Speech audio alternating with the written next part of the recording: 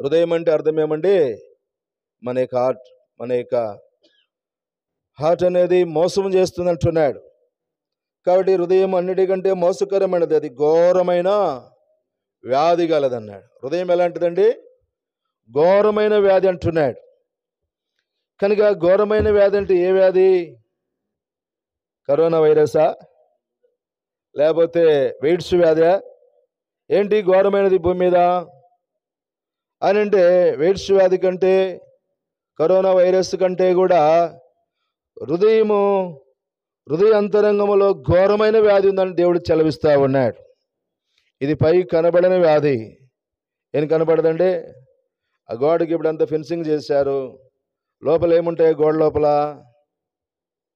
ఏముంటాయండి? ఇటుకలు ఉంటాయి. ఇంకేముంటుంది? ఇసుక, సిమెంటు, వీటికలు పైన కనబడటం లేదు. అవి పైన మాత్రం అవి లోపల ఉన్నాయి. పైన చాలా నీట్గా మరి కనబడుతూ ఉంది. లోపల ఉండే క్వాలిటీ కనబడటం లేదు.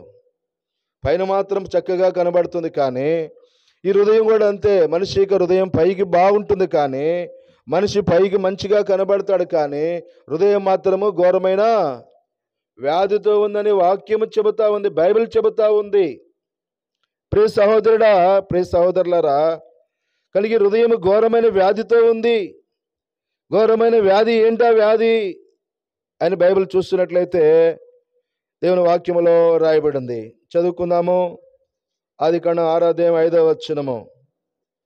ఆదికాండము 6వ అధ్యాయము 5వ వచనం.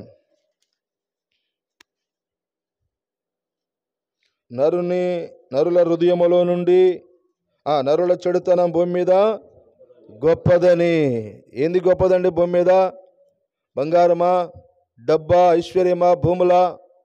ఏది గొప్పది భూమి మీద అని అంటే దేవుడు చలవిస్తూ ఉన్నాడు. ఏమంటున్నాడండి? నరుల చెడుతనము గొప్పది అంటున్నాడు. కనుక ఏంటి మరి? చెడుతనం వల్ల ఏం ఆశీర్వాదం వస్తుంది? చెడుతనం వల్ల మోక్షం వస్తుందా?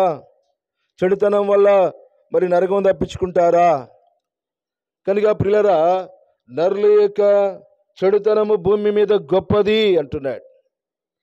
కనుక చెడుతనం అంటే మరి దేవునికి ఇష్టమా? దేవునికి ఇష్టం ఉండదండి. కాబట్టి రాయబడిన మాట ఏమంటే, వారి హృదయం యొక్క తలంపుల్లోని ఊహ అంతయు ఎల్లప్పుడూ కేవలము చెడ్డది. కనుక హృదయములోని తలంపులు చెడ్డవంటున్నాడండి. ఏం తలంపులు ఇవి? ఎక్కడుంటాయంట?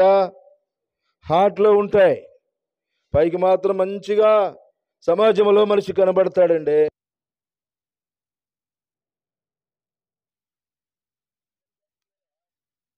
చూసినట్లయితే దేవుని వాక్యం చలవిస్తూ ఉంటుంది. వారి హృదయం యొక్క తలంపుల్లోని ఊహ అంటున్నాడు. ఉదయం లేచిన కాడి నుంచి ఏమొస్తాయండి మన లోపలికి? ఏమొస్తాయి? ఊహలు వస్తూ ఉంటాయి. ఊహలు అందరికీ రకరకాల ఊహలు వస్తూ ఉంటాయి. ఈరోజు ఏం చేయాలా? ఈరోజు ఎక్కడికి పోవాలా? ఏం పని చేయాలా? కనుక ప్లాన్ చేస్తూ ఉంటాం అన్నమాట. ఊహలు అంటున్నాడు. మన యొక్క ఊహలు, ఆలోచనలు ఇవన్నీ హృదయంలో ఉండే ఎవరు చూస్తారండి? దేవుడు చూస్తూ ఉన్నాడు. అంటున్నాడు, రాయబడింది, వారి యొక్క హృదయములోని ఊహలన్నీ ఇంకేమన్నాడు? ఎల్లప్పుడూ కేవలము చెడ్డదని యెహోవా దేవుడు చూస్తూ ఉన్నాడు. ఈ సత్యం మనం ఎరగటం లేదు. దేవుడు మన హృదయాన్ని స్కాన్ చేస్తూ ఉంటాడు. దేవుడు మన యొక్క ఆత్మని ఏం చేస్తుంటాడు? దేవుడు స్కాన్ అంటే దేవుడు పరలోకముల నుండి దేవుడు చూస్తూ ఉంటాడు. కనుక నేను మంచిగా ఉన్నాను మనం అనుకుంటున్నాము, కానీ మన యొక్క హృదయము దేవుని దృష్టిలో ఎలాగుందంటే వారి ఊహలు, వారి తలంపులు కేవలము ఎల్లప్పుడూ చెడ్డవే అంటున్నాడు. ఎల్లప్పుడూ చెడ్డవైన వాళ్ళు స్వర్గం వెళతారా? ఏమండి? చెడ్డ అమ్మాయి అనుకోండి, చెడ్డ అమ్మాయి అండి, అమ్మాయి అంటే అమ్మాయిని చేసుకుంటారా? ఆ అబ్బాయి చాలా చెడిపోయినాడు, చెడ్డోడు అండి అంటే ఆ అబ్బాయిని చేసుకుంటారా? చెప్తే చేసుకుంటారా? ఏమండి? ఒక వివాహం అనుకోండి, ఒక ప్రపోజ్ అనుకోండి, అమ్మాయి చాలా చెడ్డదని ఒకవేళ అనుకుందాం అనుకోండి, చేసుకుంటారు. అబ్బాయి చేసుకుంటాడు. అబ్బాయి మంచోడైతే చేసుకోడు. ఒకవేళ ప్రియుడు అబ్బాయి చాలా చెడ్డాడు అనుకోండి, అయ్యా అబ్బాయి చాలా చెడ్డాడండి అని చెప్పారనుకోండి, అమ్మాయిని ఆ అబ్బాయికి ఇస్తారా? చెప్పండి అండి, ఇస్తారా? ఎందుకు ఇవ్వరు? ఎవరికి ఇస్తారు చెప్పండి? మంచి అబ్బాయి అయితే మా అమ్మాయిని బాగా చూసుకుంటాడండి, మంచి అమ్మాయి అయితే మా అబ్బాయిని బాగా చూసుకుంటాడు, అలాంటి అమ్మాయి కావాలండి అని ఎవరైనా సంతోషముగా చేసుకుంటారు. కానీ దేవాది దేవుడు మన పరలోకం చేర్చాలంటే మనలో చెడ్డతనం ఉండకూడదు, మనకి హృదయంలో చెడు యొక్క ఉద్దేశములు ఉండకూడదు. బైబిల్ చదివిస్తూ ఉంది, దేవుని వాక్యము చదివిస్తూ ఉంటుంది. కనుక మనుషులే నచ్చకపోతే దేవుడు మనల్ని మెచ్చుకుంటాడా? దేవుడు మనల్ని నచ్చుతాడా? కనుక ఇక్కడ ఏం రాయబడిందండి? ఏం రాయబడింది? వారి యొక్క హృదయములోని తలంపులు ఊహంతయు ఎల్లప్పుడూ కేవలము చెడ్డదని యెహోవా దేవుడు చూస్తూ ఉన్నాడు. దేవుడు చూస్తాడు అనుకునే వాళ్ళు ఎంతమంది ఉన్నారండి? దేవుడు ఎనీ టైం అలా అబ్జర్వేషన్ చేస్తూ ఉంటాడు. నువ్వు కూర్చున్నా, లేచినా, నడుస్తున్నా, ఎక్కడికి పోతున్నా ఆయన ఎప్పుడు ఆయన కనుదృష్టి మన మీద ఉంటుంది. కానీ దేవుడు చూశాడు వాళ్ళని, వాళ్ళ ఊహలు ఎలాగున్నాయో చూశాడు, వారి యొక్క తలంపులు ఎలాగున్నాయో చూశాడు. మనందరి యొక్క తలంపులు కూడా దేవునికి తెలుసు. మనం అనుకుంటాం నాకు ఈ నా తలంపులు ఎవరో తెలియవాలని, నా ఊహలు ఎవరో తెలియలేవని. దేవుడికి తెలుసు, దేవుడు చూస్తూ ఉంటాడు. మీకు ఏర్పులు ప్రియ సహోదరి సహోదరులారా, ఈ హృదయము పాడైపోయింది, మోసముతో నిండిపోయింది, ఘోరమైన వ్యాధితో ఉంది. ఏంటి ఆ వ్యాధి అంటే హృదయంలోని తలంపులు ఊహలు చెడ్డవైపోయినాయి. దేవుడు చూశానని రాయబడింది. ఏం రాయబడిందండి? దేవుడు చూశాడు, దేవుడు చూస్తున్నాడు. చూసి ఏమంటున్నాడు? చదువుకుందామండి. 13వ వచనము. దేవుడు నోవాహుతో సమస్త శరీరాల మూలముగా బలాత్కారముని నీ ఉన్నది గనుక నా సన్నిధిని వారి అంతము వచ్చి ఉన్నది అంటున్నాడు. చూసారండి, అంతమంటే ఏంది? అంతమంది ఏందండి? ముగింపు అయిపోతుంది ఇలా జీవితాలు అంటున్నాడు. కనుక ప్రియుడ, మానవుల యొక్క హృదయాలు బాగుండాలి, తలంపులు బాగుండాలి, ఊహలు బాగుండాలి అంటున్నాడు దేవుడు. అయితే ఇలాంటి బాగలేని మానవులను దేవుడు ఏమంటున్నాడు? నా సన్నిధిని వారి అంతము వచ్చి ఉన్నది, ఇదిగో వారిని భూమితో కూడా. చూసారండి, పిల్లలు అల్లరి చేసేది అనుకోండి, మన టీచర్ మాస్టర్ ఆయన అల్లరి చేస్తే చేయండి రా, ఇంకా బాగా చేయమంటాడా? ఏమంటామన్నా? దెబ్బేస్తాం. చిన్నప్పుడు నన్ను బల్ల మీద చేయబెట్టి కొట్టినాడు సారు, ఏళ్ళు ఇలాగ వాసిపోయినాయి. ఏమండి? కానీ దేని బిడ్డారా, చదువుకునే టైంలో చూస్తున్నట్లయితే ప్రభు అంటున్నాడు, ఇలాంటి యొక్క మానవుల జీవితాలు వాళ్ళ హృదయములు తలంపులు చెడిపోయి ఉండగా, పాడైపోయి ఉండగా వారికి నా సన్నిధిలో అంతం వచ్చింది అంటున్నాడు.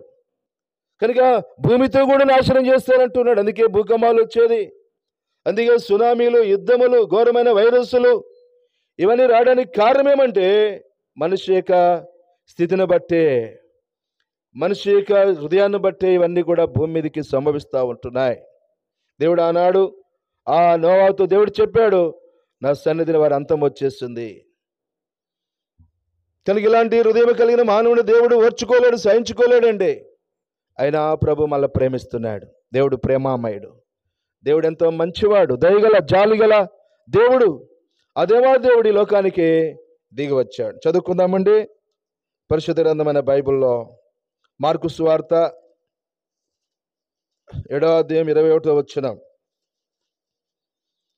మార్కు సువార్త 7వ అధ్యాయం 21వ వచనం అండి. లోపల నుండి అనగా మనుషుల హృదయములో నుండి దురాలోచనలు వస్తాయి అంటాడు. ఎక్కడి నుంచి వస్తాయంటే ఇవి? ఎక్కడి నుంచి వస్తాయండి దురాలోచనలు? మనుషుల హృదయములో నుంచి దురాలోచనలు రాకూడదు. దురాలోచనలకు మించిన పాపం ఏముంది? దురాలోచన భయంకరమైన పాపం అండి. కానీ దురాలోచనలు మనిషి యొక్క ఆటలో నుంచి వస్తాయి అంటున్నాడు దేవుడు. కనుక దురాలోచనలు కలిగిన వారు స్వర్గంలో ఉండగలరా? ఏమండి? దురాలోచనలు హృదయంలో నుంచి వస్తేనే ప్రభు చెబుతారు. యేసు ప్రభు చెప్తూ వచ్చాడు, మనుషుల హృదయంలో నుండి దురాలోచనలు అంటే ఎక్కడ మోసం చేద్దామా, ఎక్కడ అన్యాయం చేద్దామా, ఎక్కడ చేయకూడని పనులు చేద్దామా, ఎక్కడ చెడు మార్గంలోకి వెళదామా, ఎక్కడ స్నేహితుల దగ్గరికి వెళదామా, చెడ్డవారి దగ్గరికి వెళదామా అనే దురాలోచనలు అండి. ఎవరికి అన్యాయం చేయాలి, ఎవరిని మోసం చేయాలి, ఎవరిని ముంచాలి, ఎవరికి కీడు చేయాలని దురాలోచనలు వస్తాయంటున్నాడు దేవుడు. ఎక్కడి నుంచి వస్తాయంటే హృదయంలో నుండి వస్తాయంటున్నాడు. కనుక ఇలాంటి దురాలోచనలు లేకపోతే పోలీస్ స్టేషన్లు అవసరం లేదండి, పోలీసులు అవసరం లేదు. దురాలోచనల వలనే భయంకరమైన నేరాలు భూమి మీద జరుగుతూ ఉన్నాయి. బైబిల్ చదివిస్తాం, చదువుకుందామండి, కంటిన్యూ చేద్దాం. దురాలోచనలు జారత్వములు అన్నాడు. ఇది ఒక పాపం అండి.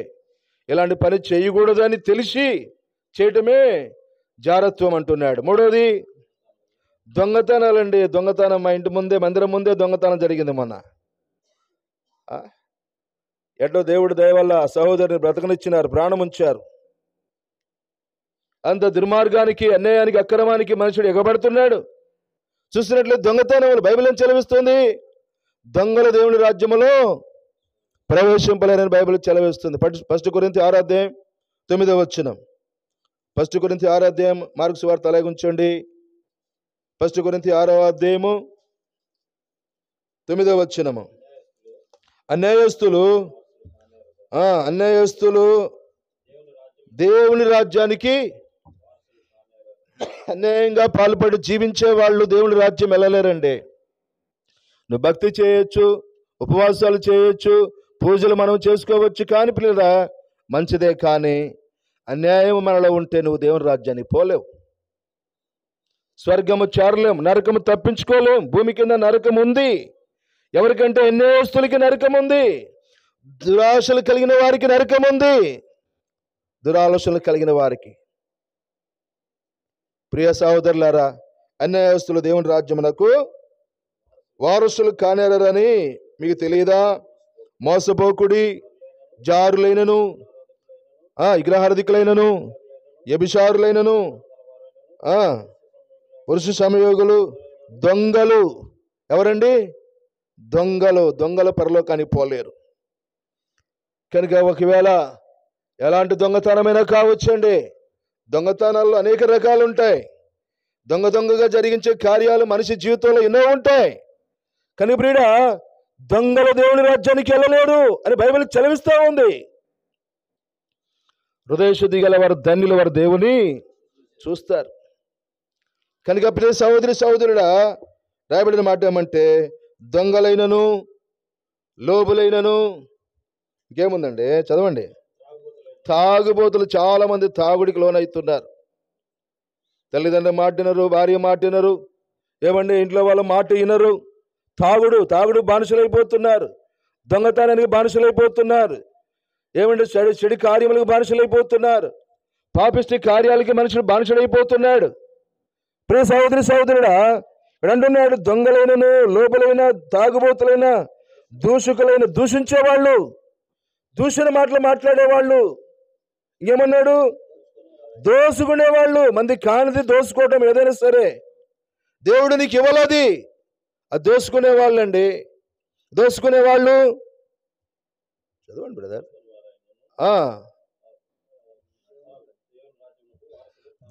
దొంగలైనను, లోబులైన, తాగుబోతులు, దూషకులు, దోసుకునేవారు దేవుని రాజ్యానికి వారసు. అక్కడ పోతే అక్కడ కూడా ఇదే పని చేస్తామేమో కదా, ఏమండి? ఈ అలవాట్లు మారుకొని వెళ్ళిపోతే ఆడ కూడా బంగారం చూసి మోసుకొని పోమా? ఏమండి? భూములు ఆక్రమించుకోమా? కనుక ఆలోచించండి. కానీ దొంగలు దేవుని రాజ్యానికి వెళ్ళలేరని బైబిల్ చదివిస్తూ ఉంది, దోసుకునేవారు వెళ్ళలేరని బైబిల్ చదివిస్తూ ఉంది. కనుక ఇలాంటి లక్షణాలు మన జీవితంలో, మనిషి జీవితంలో ఉన్నాయి. ఒకవేళ ఉన్నాయా? లేకపోతే దండ్రులండి. ఉంటే నువ్వు దేవుని రాజ్యం వెళ్ళలేవు, స్వర్గానికి మనం వెళ్ళలేము. చూడండి, దొంగలు అంటున్నాడు. ఇంకేమన్నాడు? నరహత్యలండి. ఏం హత్యలంట? నరహత్యలు. తండ్రిని కుమారుడు చంపుతున్నాడు, కుమారుని తండ్రి చంపుతున్నాడు. వీడు పుట్టి వేస్తండి, నా మాట వినడు, వీడు అవసరం లేదని బిడ్డలను తల్లిని చంపేస్తున్నారు, తండ్రిని పిల్లలు చంపేస్తూ ఉన్నారు. కనుక నరహత్యలు, ఒకరినొకరు చంపుకోవడం నరహత్యలో లేదు. చూశారండి, బైబిల్ చెలవిస్తూ ఉంది. ప్రకటన గ్రంథము 21వ అధ్యాయము 8వ వచనము. 21వ అధ్యాయము. పిరికివారు, అవిశ్వాసులు, ఇంకేమన్నాడు? అసహ్యులండి, అసహ్యంగా జీవించి ప్రవర్తించేవారు. దేవుని వాక్యము చెబుతుంది ప్రియ సహోదరులారా, పరిశుద్ధ గ్రంథములో దేవుడు రాసి ఉంచిన మాటలు ఇవి, నా సొంత మాటలు కాదు ప్రియులరా. కనుక చూస్తే అసహ్యంగా ప్రవర్తించేవారు, అసహ్యమైన జీవితం జీవించేవారు, అసహ్యమైన మాటలు మాట్లాడేవారు, అసహ్యమైన ఉద్దేశాలు కలిగి ఉండేవారు ఏమవుతారంట? చదవండి, కంటిన్యూ చేయండి బ్రదర్. వ్యభిచారులు, మాంత్రికులు, విగ్రహారాధికులు, అబద్ధికులు అందరూ కూడా ఏమండి? ఇంట్లో అబద్ధాలు చెబుతున్నావా? తల్లిదండ్రులకు అబద్ధాలు చెబుతున్నావా? ఏమండి? ఒకవేళ ఇంకెవరికైనా అబద్ధాలు చెప్పి జీవిస్తా ఉన్నావా? అబద్ధ జీవితం ఉందా? అబద్ధికులు అందరూ కూడా అడిగిపోతారంటే అగ్నిగుండములకి వెళ్ళి ఆడ మాడుతుంటారు. ఆడ సావరు, మంటలు ఆరిపోవు. ఏమండి? బయటికి రారు, విడుదల లేదు, సావు రాదు. అబద్ధికులు అందరూ కూడా అగ్ని గంధకాలతో మండే కుండముల పాలు పొందుతారు. ఇది 2వ మరణము. ఎన్ని మరణాలు ఉన్నాయంట? 2 మరణాలు ఉన్నాయి. శరీర మరణము ఉంటుందండి, మాట్లాడుతూ పోవచ్చు. అబ్దుల్ కలాం మాట్లాడుతూ ఏమైపోయింది? కూలిపోయినాడు. ఇట్టే మాట్లాడుతున్నాడు ఆయన, ఇట్టే నిలబడి మాట్లాడుతున్నాడు, కూలిపోయినాడు. చూసారా? హార్ట్ స్ట్రోక్ వచ్చి ఉండొచ్చు ఆ వ్యక్తికి, మాట్లాడుతూనే కూలిపోయినాడు. ఎప్పుడు ఏమవుతుందో నీకు నాకు తెలియదు. మనం అనుకుంటున్నా మనం బాగున్నాంలేమని, నేను ఆరోగ్యంగా ఉన్నాలేమని, నాకు బలం ఉందలేమని, నాకు శక్తి ఉందలేమని, నాకేం కొదువు లేదులేమని అనుకుంటున్నా. కానీ ఎప్పుడు అయిపోతుందో మన హార్ట్ తెలియదు. నీ జీవిత ప్రయాణం ఎప్పుడు అయిపోతుందో తెలియదు. 2వ మరణం. ఈ మరణము చల్లగా వెళ్ళిపోతుంది, నెమ్మదిగా వెళ్ళిపోతుంది. దయ చూస్తుంటేనే పైన వెళ్ళిపోతుందండి. ఎప్పుడైనా రావచ్చు, ఏ సమయంలోనే రావచ్చు. 2వ మరణం ఎలాంటిదంట? 2వ మరణం ఎలాంటిది? అగ్ని గంధకాలతో మండే గుండములో ఉండగలమా? చలి కుండలకు అంత లోపల రాని అంటున్నాడు అన్న చలిని. నిజమే, చలి కుండలేం మనము. ఏమండి? నరకంలో ఉండగలమా? పాతాల్లో ఉండగలమా? చెప్పండి, మనం ఉండగలమండి? ఉండలేం. పిల్లరా, ఆలోచించండి. కాలే మంటల్లో మసిగుడ్డ లేకుండా పాత్ర పట్టుకోండి చూద్దాం. పట్టుకుంటారా? ఓ రోజు నీళ్ళు కాంచి తాగి వాళ్ళ స్టవ్ మీద ఉందా గిన్నె, ఖాళీ గిన్నె, అనుకోకుండా మర్చిపోయేలాగా పట్టుకున్నా. ఎట్లుంటుంది చెప్పండి? ఖాళీ గిన్నె పట్టుకుంటే ఎట్లుంటుందక్క సిస్టర్? ఎట్లుంటుందండి? ఖాళీ గిన్నె పట్టుకొని ఇసురాడ పడేసాను కాలుతుందని. కనుక ఖాళీ మంటల్లో ఉండగలమా? ఎంతమంది ఉండగలరు చెప్పండి? నాకు బలం ఉంది, నేను ఉంటానని. నేను ఉంటా ఇంకో ఖాళీ గిన్నెల్లో మంటల్లో ఉంటా. ఎంతమంది ఉండగలరు? ఎవరు ఉండగలరు చెప్పండి? ఎంత బలవంతులైనా ఇదేం చేస్తుందండి? కాలితే మాడిపోద్ది, బూడిదవుతుంది. మంటలో కలిస్తే బూడిదవుతుంది. ఏముంది మన బలము? కనుక రాయబడిన మాట ఏమంటే 2వ మరణం అంటున్నాడు. కానీ ఇంకేం రాశాడు? వ్యభిచారులను, లోబులు, చెడుతనములను, కృత్రిమము, కామవికారము, మచ్చరము, దేవదూషణయు, ఆంభావం వచ్చును అంటున్నాడు. ఏమండి? ఆంభావం అనే పాపం, ద ప్రౌడ్ అంటే గర్వము. బైబిల్ చదివిస్తా ఉంది, నాశనానికి ముందు గర్వము నడుస్తుందని రాయబడింది. ఇంగ్లీష్ బైబిల్ అదే రాయబడింది, అదే మాట రాయబడింది. ఇక్కడ ఆంభావం అని ఉంది, కానీ ఇంగ్లీష్ బైబిల్లో ద ప్రౌడ్ అని రాయబడింది, అంటే గర్వం అని రాయబడింది. మనిషి హృదయంలో గర్వం వస్తూ ఉంది. గర్వం అనే పాపం ఉన్నట్లయితే మనిషి నరకం తప్పించుకోలేడు. కనుక ప్రియుడా, నాశనానికి ముందు గర్వము నడుస్తుంది అంటున్నాడు. ఏ పాపం లేపని సార్ ఒక్కడ చాలండి. ఎన్ని పాపాలు కావాలా? ఒక పాపము చాలు. ఒక రంధ్రం చాలు ఇంట్లోకి ఎలుకలు రావటానికి, పాము రావటానికి. 10 రంధ్రాలు కావాలా? ఆలోచించండి. ఒక మనిషి చచ్చిపోవడానికి ఒక 10 పాములు అవసరం. ఒక పాము చాలు, మనిషి ప్రాణం పోతుంది. ఒక ద్వేషము, ఒక అపరాధం, ఒక పాపము, ఒక అన్యాయము, ఒక అహంభావం మనలో ఉంటే, గర్వం ఉంటే చాలు. ఎవరి మాట వినని, ఎవరిని లెక్క చేయని, ఎవరికి భయపడని, దేవునికి భయపడని హృదయం ఉన్నట్లయితే మనం స్వర్గానికి వెళ్ళలేం. పిల్లరా, ఏమన్నా అహంభావం తర్వాత ఏముందండి? అవివేకం. అవివేకం అంటే అర్థం ఏంటి? మనకేమన్నా తెలుసుకోమో చెబితే నేర్చుకోము. అవివేకం. ఎన్ని రకాల 13 యొక్క బ్యాడ్ నేచర్స్ ఇక్కడ ఉన్నాయండి. ఇవి లోపల నుండే బయలు వెళ్ళి మనుషులని అపవిత్రపరిచేస్తాయి. అపవిత్రులకి పరలోక రాజ్యంలో ప్రవేశం లేదు. అపవిత్రమైన వారికి స్వర్గముల ప్రవేశం ఉండదు. చూడండి, ప్రకటన గ్రంథము 21వ అధ్యాయం లాస్ట్ వచనం. ప్రకటన గ్రంథము 21వ అధ్యాయము గొర్రె పిల్ల యొక్క జీవ గ్రంథమందు రాయబడిన వారే దానిలో ప్రవేశించదురు గాని నిషిద్ధమైనను అసహ్యమైన దానిని అబద్ధమైన దానిని జరిగించేవారైనను ఆ రాజ్యములో చేరలేరు. దేవుని రాజ్యం వెళ్ళాలంటే ఏం కావాలి చెప్పండి? హృదయ శుద్ధి కావాలి. 13 గుణాలు హృదయముల హార్ట్లో ఉన్నాయి. ఈ ప్రపంచంలో ప్రతి మనిషి హృదయంలో 13 యొక్క బ్యాడ్ నేచర్స్, ఈ గుణాలు ఉన్నాయి. ఇవి ఉన్నాయా? తీసివేసుకోవాలి. ఇంట్లో కసువు పడితే పరుగు తీసుకొని నీట్గా నుడుస్తాం. మరకైతే కట్టి తీసుకొని నీళ్లతో నీట్గా తుడుస్తాం. మన హృదయం మురికితో ఉన్నట్లయితే మనం నరకం తప్పించుకొని స్వర్గానికి వెళ్ళలేం, మోక్షము చేరలేం. బైబిల్ చదివిస్తూ ఉంది, నా కుమారుడా నీ హృదయము నాకిమ్మన్నాడు. సామెతల గ్రంథం 23వ అధ్యాయంలో దేవుడి మాట చదివిస్తూ ఉన్నాడు. మన హృదయం మన దగ్గర ఉంచుకోకూడదు, దేవునికి ఇచ్చేసేయాలి. ప్రభువా, నువ్వు నాకు ఇచ్చిన హృదయం, నువ్వు నాకు ఇచ్చిన జీవం, నువ్వు నాకు ఇచ్చిన హార్ట్ నీకు ఇస్తున్నా ప్రభు అని దేవునికి ఇచ్చేసేయాలి. దేవునికి మాత్రమే నిలయమై ఉండాలి. కనుక ప్రియులారా, మన హృదయ శుద్ధి చేయటానికి మన యొక్క 13 రకాల పాపములు, అపవిత్రమైన యొక్క లక్షణాలు తీసివేసి పరిశుద్ధులుగా చేయటానికి యేసు ప్రభు వారు సిలువలో ప్రాణం పెట్టాడు, రక్తము చిందించాడు. యేసు ప్రభు వారు రక్తము చిందించాడు, ప్రాణం పెట్టాడు, చచ్చిపోయాడు, సమాధి చేయబడ్డాడు, తిరిగి లేచాడు. సమాధిని గెలిచాడు, మరణమును జయించాడు. కనుక ఈ ఉదయకాల సమయంలో యేసు ప్రభు ఒక్కడే మన పాపాలు క్షమించే దేవుడు, మన హృదయాన్ని శుద్ధి చేసే దేవుడు. యేసు రక్తము, బైబిల్లో రాయబడింది, యేసు రక్తము ప్రతి పాపము నుండి. యోహాను పత్రిక 1వ అధ్యాయం 7వ వచనములో ఈ వాక్యము స్పష్టంగా రాయబడి ఉంది. యోహాను పత్రిక 1వ అధ్యాయం 7వ వచనములో అప్పుడు ఆయన కుమారుని యేసు రక్తము, మొదటి పైనుంచి ఏమి రాయబడింది? అయితే ఆయన వెలుగులో ఉన్న ప్రకారము మనము వెలుగులో నడిచిన యెడల మనం అన్యోన్య సహవాసము గల వారమైందము. అప్పుడు ఆయన కుమారుని యేసు రక్తము ప్రతి పాపం నుండి మన పవిత్రులుగా చేయును. ఇంకేం రాయబడిందండి పరిశుద్ధ గ్రంథములో? 9వ వచనం, మన పాపములు మనం ఒప్పుకోవాలి. ఏం చేయాలంట? మన పాపములు మనము ఒప్పుకోవాలి. బైబిల్ చదివిస్తుంది, అతిక్రమలు దాచిపెట్టేవాడు వర్ధిల్లడు.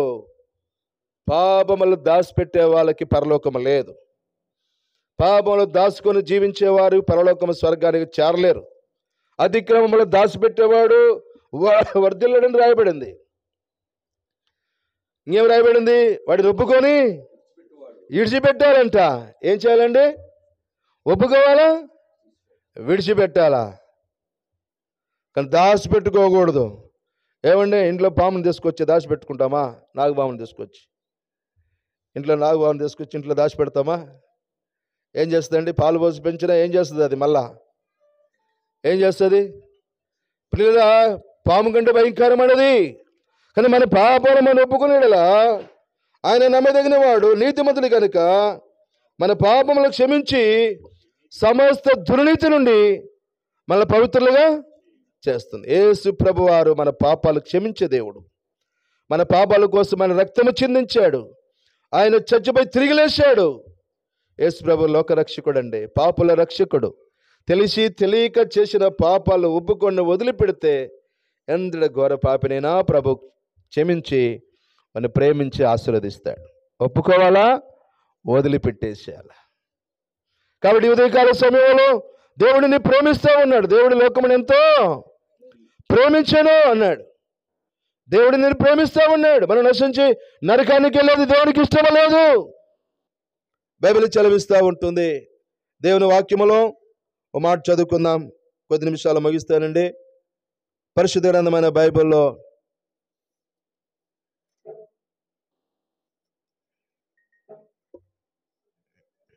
ప్రకటన గ్రంథము 20వ అధ్యాయము చివరి వచనము.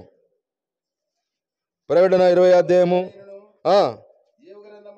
ఎవరి పేరైనా జీవగ్రంథమందు రాయబడినట్టు కనబడని యెడల, జీవగ్రంథమందు ఎవరి పేరైనా రాయబడినట్టు అక్కడ కనబడకపోతే వారు అగ్నిగుండములో పడవేస్తాడు. ఎడబడేస్తాడండి దేవుడు? అగ్నిగుండములో. దేవుడు పడేయడు, మనమే వెళ్ళాల్సి వస్తుంది. దేవుడు పొమ్మనడు. ఎందుకంటే దేవుని రాజ్యం పవిత్రమైనది, దేవుని రాజ్యం పరిశుద్ధమైనది, దేవుని రాజ్యము నీతి న్యాయములకు నిలయమైన రాజ్యం. అది పాపము శాపము లేని రాజ్యము, దేవుని రాజ్యము. ఆ రాజ్యానికి వెళ్ళాలంటే మన జీవితం మారాలి, మన మనసు మారాలి, మన హృదయం మార్చుకోవాలి, మన అలవాట్లు మార్చుకోవాలి. మనకే మనం మార్చుకోలేం. ప్రభువా, నా హృదయాన్ని మార్చయ్యా, నా పాపాలు క్షమించయ్యా, నా మనసు మార్చు ప్రభువా. అయ్యా, నా పేరు నీ జీవగ్రంథంలో, పరలోకములో జీవగ్రంథం ఉంటుందండి, మాట్లాడే గ్రంథం ఉంటుందంట. ఎలాంటి గ్రంథము? మాట్లాడే గ్రంథము. చూసారండి, సెల్ ఉందనుకోండి, సెల్ ఫోన్ చేశామా, ఆ బీజీ వస్తుంది అని అంటది. వేరే కాల్లో మాట్లాడుతున్నారు అని చెబుతుంది. అవునా కాదా? అవునా కదండి? అవతల పక్క మాట్లాడుతుంటే వేరే కాల్లో మాట్లాడుతున్నారు, కొంచెంసేపు ఆగి చేయండి, ఫోన్ చేయని అంటారు. ఎట్లా మాట్లాడుతుంటే? ఫోన్లో మనిషి ఉన్నాడా? మొబైల్లో మనిషి ఉన్నాడా? మరి ఎట్లా మాట్లాడుతుంది? వాళ్ళు బిజీగా ఉండాలని చెబుతుంది, మనకు తెలియదు. అది చెబుతుంది మనకు, వాళ్ళు బిజీగా ఉండే సంగతి. ఆడ వేరే కాల్లో మాట్లాడుతున్నారని చెబుతూ ఉంటుంది. ఒక మొబైల్ మాట్లాడేట్టుగా కనిపెట్టే టెక్నాలజీ భూమి మీద ఉంటే, మన జీవిత యొక్క స్టోరీని మాట్లాడి మన జీవిత విధానాన్ని బయటికి తీసుకొని వచ్చే ఆ యొక్క జీవ గ్రంథం పరలోకంలో ఉంది. ఎవరైతే పాపములు ఒప్పుకొని జీవితాన్ని మార్చుకొని యేసుప్రభు రక్తంలో కడుక్కుంటారో వారి పేరు అక్కడ జీవగ్రంథంలో రాసుకుంటాడు దేవుడు. ఒకవేళ మన జీవితం మార్చుకోకపోతే, అలవాటు మార్చుకోకపోతే, మన పాపములను ఒప్పుకోకపోతే, వదిలిపెట్టకపోతే, అక్కడ మన పేరు, నీ పేరు అక్కడ ఉండదండి. నీ పేరు అక్కడ రాసుకోకపోతే, పేరు లేకపోతే ఏమవుతారంట? అగ్ని గంధకాలతో మండే గుండములో పడవేయబడతారు. ఎవరు రారు మనతోటి. ప్రాణం ఉన్నంత వరకు అంతా మనోళ్ళే. ప్రాణం ఉన్నంత వరకు అంతా మన చుట్టే ఉంటారు. ప్రాణం పోతే ఎవరుంటారు మన చుట్టూ? ఆ గుండెలను పూడ్చేంత వరకు ఉంటారు. అక్కడ దాకా వస్తారు అందరు. ఆ తర్వాత బాయ్ బాయ్ అంటారు. అంతే. నువ్వెవరో నేనెవరు అంటారు ప్రాణం పోయినాక. ప్రాణం ఉన్నంత వరకు అంతా మనతో ఉంటారండి. మన స్నేహితులంతా మనతో ఉంటారు. ప్రాణం పోతే నీతో నాతో ఎవరు ఉండరు, మన పక్కన ఎవరు ఉండరు, మనం ఎవరు చూడలేము. పోయిన ప్రాణం రాదు. ప్రాణం రాకముందే, ప్రాణం పోకముందే యేసు ప్రభుని నమ్ముకోవాలి స్నేహితులారా. ప్రభుని నమ్ముకొని ప్రభుని విశ్వాసం ఉంచితే నీ పేరు జీవగ్రంథములో రాయబడుతుంది. అగ్నిగుండము నరకము తప్పించుకుంటాం. ఇదే మిక్కులు అనుకోలా సమయం, ఇదే రక్షణ దినం. ఆలస్యము చేయవద్దు. బలమున్నా, వయసున్నా, డబ్బున్నా, కులమున్నా, స్నేహితులున్నా, ఏమండి ఆరోగ్యమున్నా, ప్రియులరా ఏది ఉన్నా సరే ఇది అశాశ్వతమైనవే. మనతోటి ఏమి రావు. ఇవన్నీ దూరం అవుతాయి. వాటికి మనం దూరం అయిపోయే రోజు వస్తుంది. ఇది ఎవరికి సాధ్యం కాదు. దూరం కాకుండా, ప్రాణం పోకుండా ఎవరికి సాధ్యం కాదు కాపాడుకోవటానికి. మరణము చూడక బ్రతుకు నరుడు ఎవడు? పాతాళ విషయము కాకుండా తనను తాను తప్పించుకోగలిగిన వాడు ఎవడనే వాక్యం చలవిస్తూ ఉంది. కనుక ప్రాణం ఉండగానే, దీపం ఉండగా విల్లు చక్కబెట్టుకో అన్నాడు. హృదయాన్ని హృదయం అనే విల్లు చక్కబెట్టుకోవాలి. హృదయం అన్నిటికంటే మోసకరమైనది, ఘోరమైన వ్యాధి కలదు. యెహెజ్కేలు గ్రంథము 36వ అధ్యాయం చివరగా, యెహెజ్కేలు గ్రంథము 36వ అధ్యాయం, యెహెజ్కేలు గ్రంథం 36వ అధ్యాయం అండి. దయచేసి మనం చదువుకుందాం. యెహెజ్కేలు 36వ అధ్యాయం, దయచేసి 26వ వచనము. నూతన హృదయం ఇస్తానంటున్నాడు. ఏమన్నాడు దేవుడు? And I will give you new heart అంటున్నాడు. అయ్యా, నేను నూతన హృదయం నీకు ఇస్తా అంటున్నాడు. ప్రియమైన దేవుని బిడ్డ, ప్రియమైన సహోదరుడా, ఈ ప్రాంతంలో ఉన్న సిద్ధార్థ నగర వాసులారా, లేకపోతే ఈ ఎనుకొండ వాసులారా, ఇదిగో నేను మీకు నూతన హార్ట్ ఇస్తానంటున్నాడు. నూతన హృదయము ఏమన్నాడు? ఇదిగో నేను నూతన హృదయం నేను మీకు విచ్చేదను, నూతన స్వభావం మీకు కలగజేసేదను. రాతి గుండె ఉంటుందంటే ఏ గుండె ఉందండి మన లోపల? రాతి గుండె. మనం పైన మాత్రం మెత్తంగా ఉంటాము, కానీ లోపలేముంటుంది? ఎట్లుంటుందంటే మన లోపల రాయి గుండె అంట. అందుకే మనిషి కఠినమైన పనులు చేస్తాడు, కఠినమైన కార్యాలకు పాల్పడతాడు, అన్యాయమైన కార్యాలకు మనిషి పాల్పడతాడు. కనుక రాతి గుండె మనలో ఉంది. ఈ రాతి గుండెను మనం తీసివేసుకోవాలండి. కనుక రాతి గుండెను తీసివేసి మీకు మాంసపు గుండె ఇచ్చేదని అంటున్నాడు. కఠినమైన స్వభావము, కఠినమైన కార్యములు మళ్ళీ ఉండటానికి లేదు. బైబిల్ చదివిస్తూ ఉంటుంది. ఇదిగో నీలో రాతి గుండె తీసేసుకోవాలి, ఇదిగో నేను మాంసపు గుండె మీకు ఇస్తాను, ఇదిగో నూతన హృదయము మీకు ఇస్తా అంటున్నాడు. New heart. ప్రభు అన్నాడు, నూతన హృదయం నీకు ఇస్తానయ్యా. అమ్మా, నూతన హృదయం తీసుకోండి. ఇదిగో నూతన ఆకాశము, నూతన భూమి, ఆ పరలోకములో పాపము శాపము లేని, కరువు లేని, కష్టము లేని, క్రామ క్రోధ మదమచ్చరాలు లేని, ప్రేమ కలిగిన పవిత్రమైన మరణము లేని స్వర్గములో దేవుడు మనం చేర్చుకుంటాడు. యేసుప్రభుని విశ్వాసం ఉంచండి. యేసుప్రభు వారు మన కోసం సిలువ వేయబడి, రక్తము కార్చి, చచ్చిపోయి, సమాధి చేయబడి తిరిగి లేచాడు. ఆయన నమ్మిన వారికి నరకము నుంచి తప్పిస్తాడు. ఆయన నమ్మిన వారిని స్వర్గములో పరలోకములో చేర్చుకుంటాడు. నీకు నూతన హృదయం ఇస్తాడు. మన పాపాలు ఒప్పుకుంటే పాపాలు క్షమించి, నూతన హృదయం ఇచ్చి, నూతన స్వభావం ఇచ్చి, నూతన గుండెనిచ్చి, నూతన రాజ్యముల పరలోకములో నిన్ను చేర్చుకుంటాడు. కాబట్టి ఇదే మిక్కులు అనుకోల ఇదే రక్షణ. దీని రేపేమి సంభవించిన నీకు తెలియదు అంటున్నాడు. ఏమండి, జీవిత ప్రయాణం ఆగిపోకముందే ఇప్పుడే దేవుని నమ్ముకోవాలి. ఫ్లైట్ బయలుదేరుతుంది ఆకాశంలో, ఎంత దూరం ప్రయాణం చేసినా ఏమవుతుంది? మళ్ళీ భూమి మీద దిగాల్సిందే. బస్సులో వెళతాము, ఎంత దూరం ప్రయాణం చేసినా మళ్ళీ బస్సులో. ట్రైన్లో వెళతాము, ఎంత దూరం వెళ్ళినా ట్రైన్ దిగాల్సిందే. నువ్వు ఎంతకాలం బ్రతికినా ఒకరోజు ఈ లోకం నుంచి వెళ్ళిపోతా. ఆ రోజుని ఎవరు ఆపలేరు.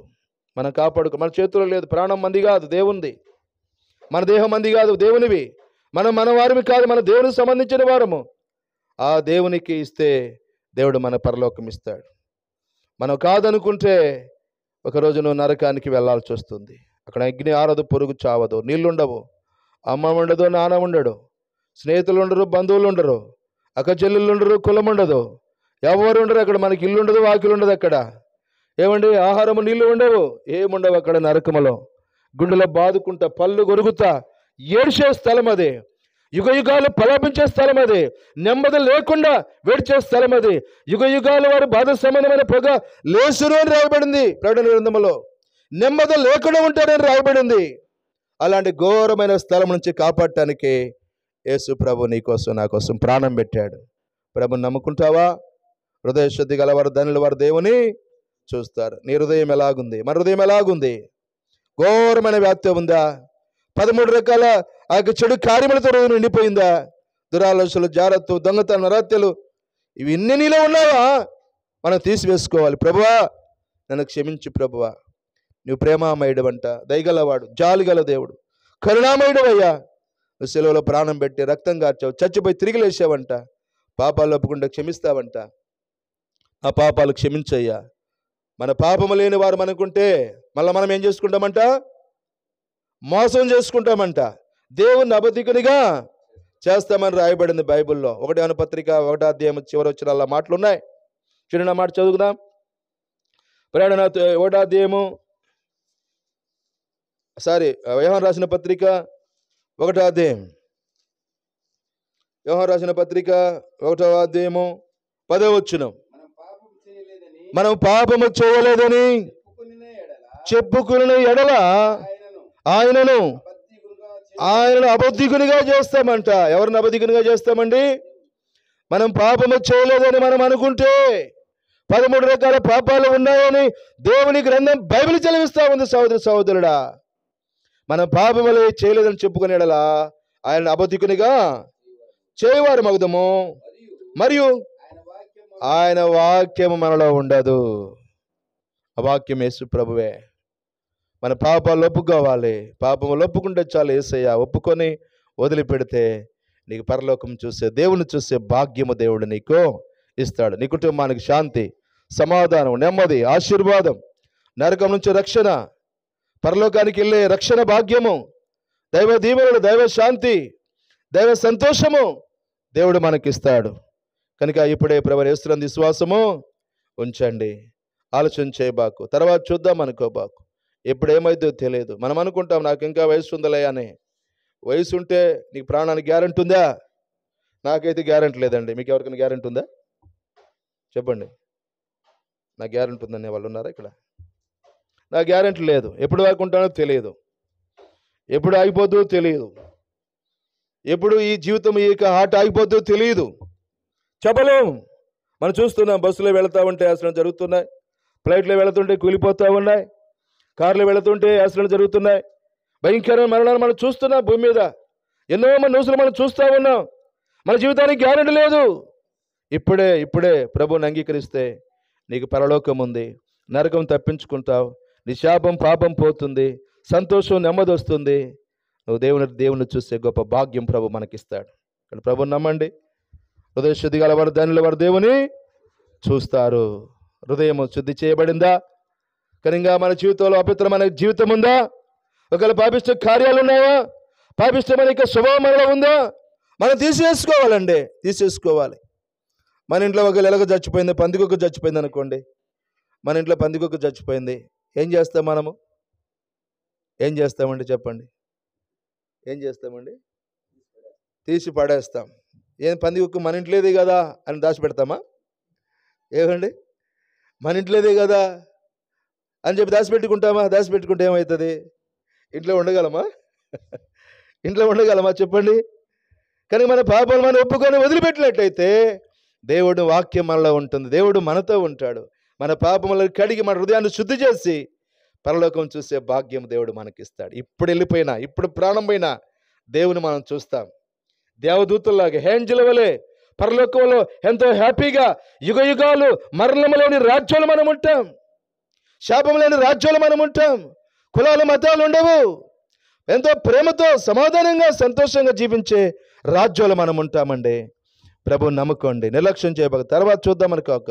యేసు ప్రభు అన్నాడు, నేనే మార్గము, సత్యము, జీవమై ఉన్నాను, నా ద్వారా తప్ప ఎవరు తండ్రి రాజ్యములో ప్రవేశం. యేసు ప్రభు లేకుండా ఏ జాతి వాళ్ళు, ఏ మానవులు, ఏ కులము, ఏ దేశము ఈ ప్రపంచంలో ఎవరు కూడా యేసు ప్రభు లేకుండా స్వర్గానికి వెళ్ళలేరండి.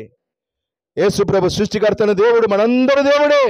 యేసు ప్రభు అందరికీ దేవుడు, అందరికీ ప్రభు ఉన్నాడు. యేసు ప్రభు నమ్మిన వారికి మోక్షం ఉంది.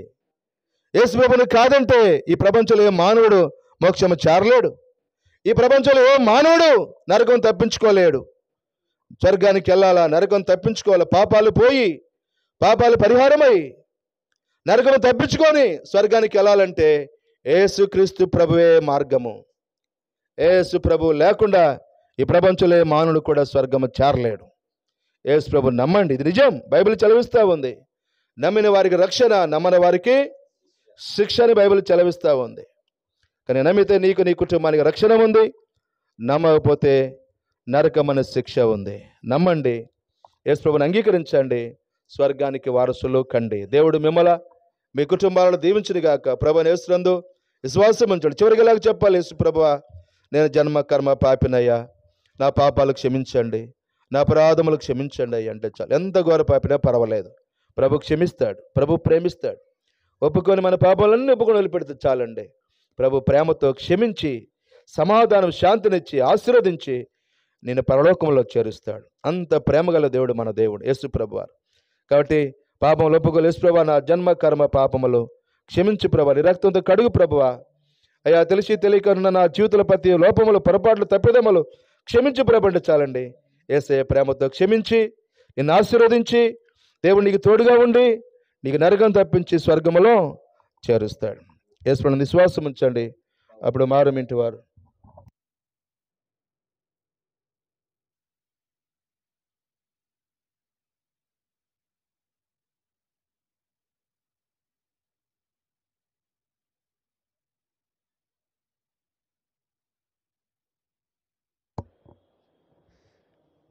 దేవుని బిడ్డలారా, ఈ మైక్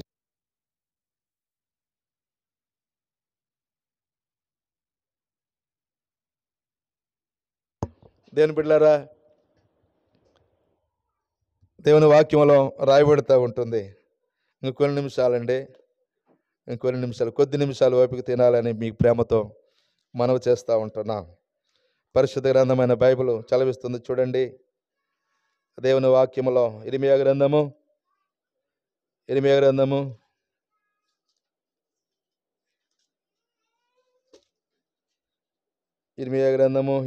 అధ్యాయం 8వ వచనమండి. ఈ ప్రజలతో ఇట్లనము, యెహోవా సెలవిచ్చిందేమనగా, జీవ మార్గము మరణ మార్గము నేను మీ ఎదుట. ప్రియులారా, ఈ లోకంలో మంచివారు ఉన్నారు, చెడ్డవారు ఉన్నారండి. న్యాయం ఉంది, అన్యాయం ఉంది, నీతి ఉంది, దుర్నీతి ఉంది. భక్తి గల వాళ్ళు ఉన్నారు, భక్తి లేని వాళ్ళు కూడా ఉన్నారు. దేవుడు ఉన్నాడంటే నమ్ముతారు, దేవుడు ఉన్నాడంటే నమ్మకుండా ఉండే వాళ్ళు ఉన్నారు. కాబట్టి రెండు ఉన్నాయి లోకములో. జన్మ ఉంది మనిషికి, తర్వాత మరణం ఉంది. పుట్టినవాడు గిట్టక తప్పదు. పుట్టిన మనిషి ఏదో ఒక రోజు ఖచ్చితంగా వెళ్ళిపోవాలి కాదండి, మనం 100 ఏళ్ళు వర్ధిల్లాలండి. 100 ఏళ్ళు కాదు, 1000 ఏళ్ళు ఉండాలి. పరలోకంలో 1000 ఏళ్ళు ఉంటాం, యుగ యుగాలు తరతరాలు ఉంటాం స్వర్గంలో. ఈ లోకంలో ఉంటే ఎంతకాలం ఉంటాం మనము? బైబిల్ ఏం చదివిస్తుంది? 70 సంవత్సరాలు. అధిక బలం ఉంటే 80 సంవత్సరాలు. ఇంకా ఎక్కువ ఆశీర్వాదము ఉంటే 100 ఏళ్ళు ఉంటామేమో. ఉన్నారండి కొంతమంది ఇంకా 103 ఏళ్ళు 110 ఏళ్ళు బతికిన వృద్ధులు ఇంకా గ్రామాల్లో అక్కడెక్కడ ఉన్నారు. మా తాతగారు 110 సంవత్సరాలు జీవించాడు. ఆయన అన్నం ఎంత తింటాడో అంత కూర తింటాడు ఆ మనిషి. అన్నం ఎంత ఉంటే అంత కూర ఉండాలి, అట్లాంటి తినే మనిషి. 110 సంవత్సరాలు జీవించాడు. చనిపోయేంత వరకు నడుస్తూనే ఉన్నాడు. చనిపోతానని అర్థమైంది, అన్నం మానేశాడు 3 రోజులు. ఎందుకు తినవు తాత అంటే, లేదయ్యా నేను చనిపోయే టైం వచ్చేసింది అన్నాడు. అంతే, తిరుగుతానే చనిపోయాడండి. 110 ఏళ్ళు తిరుగుతానే చనిపోయాడు. పళ్ళుడిపై పళ్ళు వచ్చినాయి. మా నాన్న వాళ్ళ నాన్నగారు, ఆయన పేరు పెదనాగయ్య, నాగులు పుట్టను పూజించేవాళ్ళు. కనుక పిల్లరా, చూసినట్లయితే ఎంతకాలము జీవించినా, 8 సంవత్సరాలు జీవించినా, ప్రియమైన వారులేరా, మనిషి లోకాన్ని వెళ్ళిపోతాడు. 2 మార్గాలు ఉన్నాయి, 2 మార్గాలు, 2 దారులు. వేదారి కావాలో మానవా, 2 దారులు. వేదారి కావాలో మానవా, ఒకటి పరలోకం మరి ఒకటి పాతాళం. ఒకటి పరలోకం మరి ఒకటి పాతాళం. పరలోకము కావాలో పాతాళము, పరలోకము కావాలో పాతాళము కావాలో తెలుసుకో మానవా, తెలుసుకో మానవా. పాతాళం అగ్నిగుండము ఉన్నది ఘోర పాపుల కోసం. పాతాళం అగ్నిగుండము ఉన్నది ఘోర పాపుల కోసం. అగ్ని ఆరదు పొరుగు చావదు, గప్పు గప్పున రగులుచుండును. అగ్ని ఆరదు పొరుగు చావదు, గప్పు గప్పున రగులుచుండును. ధనవంతుడు అగ్నిలో బాధపడుచున్నాడు, ధనవంతుడు అగ్నిలో బాధపడుచున్నాడు. అబ్రహాము రమ్మున లాజరును చూచాడు, అబ్రహాము రమ్మున లాజరును చూచాడు. ధనవంతుడు చూచి దాహమని అడిచాడు, ధనవంతుడు చూచి దాహమని అడిచాడు. 2 దారులు, 2 దారులు. ఒకటి పరలోకం మరి ఒకటి పాతాళం. ఒకటి పరలోకం మరి పాతాళం. పరలోకము కావాలో పాతాళము కావాలో తెలుసుకో మానవా. కోరుకో మానవా, గాలి మేడలో ఎన్నో కడతావు, నాకంటే ఎవరు ఉన్నారంటావు. గాలి మేడలో ఎన్నో కడతావు, నాకంటే ఎవరు ఉన్నారంటావు. లోకములో ఘోరమైన పాపాలు చేస్తావు, లోకములో ఘోరమైన పాపాలు చేస్తావు. ఆ పాపాలే నిన్ను అగ్నిపాలు చేస్తాయి, ఆ పాపాలే నిన్ను నరకం పాలు చేస్తాయి. అగ్నిలోన పడకుండా యేసు ప్రభుని నమ్ముకో, అగ్నిలోన పడకుండా యేసు ప్రభుని నమ్ముకో. రెండే రెండు దారులు, ఏ దారి కావాలో మానవా, రెండే రెండు దారులు, ఏ దారి కావాలో మానవా. ఒకటి పరలోకం, మరి ఒకటి పాతాళం, ఒకటి పరలోకం, మరి ఒకటి పాతాళం. పరలోకము కావాలో పాతాళం కావాలో, పరలోకము కావాలో పాతాళము కావాలో తెలుసుకో మానవా, కోరుకో మానవా. ఎన్ని దారులు ఉన్నాయండి? భూమి మీద నుంచి మనిషి వెళ్ళిపోయిన తర్వాత రెండు దారులు ఉన్నాయి. ఒకటి మరణ మార్గము, రెండవది జీవ మార్గము. జీవ మార్గము, మరణ మార్గము. పరలోకము, నరకము రెండు ఉన్నాయి. మనం భూమి మీద ఉన్నామండి, భూలోకములో ఉన్నాం. భూమి కింద పాతాళ లోకం ఉంది. ఏ లోకం ఉందండి? కటిక చీకటి గల స్థలం అది. అక్కడ అగ్ని జ్వాలలు మండుతూ ఉంటాయి, అగ్ని పర్వతాలు పేలుతూ ఉన్నాయి. భూమి కింద నరకము డెఫినెట్గా ఉంది, అనుమానం లేదు, నో డౌట్. ఖచ్చితంగా అక్కడ నరకం ఉంది. నరకములో ఆత్మలు ప్రలాపిస్తూ ఉంటున్నారు. బైబిల్ చదివిస్తూ ఉంది. సామెతల గ్రంథము దేవుని వాక్యములో రాయబడి ఉంది. సామెతల గ్రంథం అండి,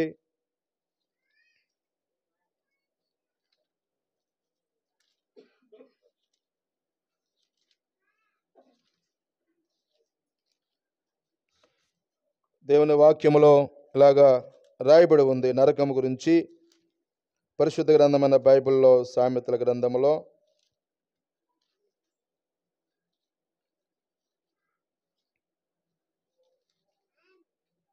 సామెతల 15వ అధ్యాయము 11వ వచనము.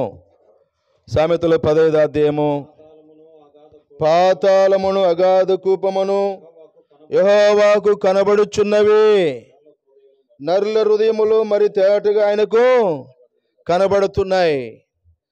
ఏం కనబడుతుందంటే దేవునికి? దేవుడు ఉన్నాడా లేడా? చాలా మంది ఏమంటారు? దేవుడు లేడు అంటారు. ఏమంటారండి? దేవుడు సూర్యరశ్మి, గాలి, నీరు, వెలుగు, ప్రాణము, దేహము, ఆరోగ్యము సమస్తము దేవుడు మనకిచ్చాడు. ఇవన్నీ అనుభవిస్తా కూడా మనిషి ఏమంటాడు? దేవుడు లేడంటాడు. దేవుడు లేడని బైబిల్ చదివిస్తాం. దేవుడు లేడనే వాళ్ళు ఎవరంట? చదవండి. కీర్తనలు 14వ అధ్యాయం 1వ వచనము. కీర్తన 14వ అధ్యాయము 1వ వచనమండి.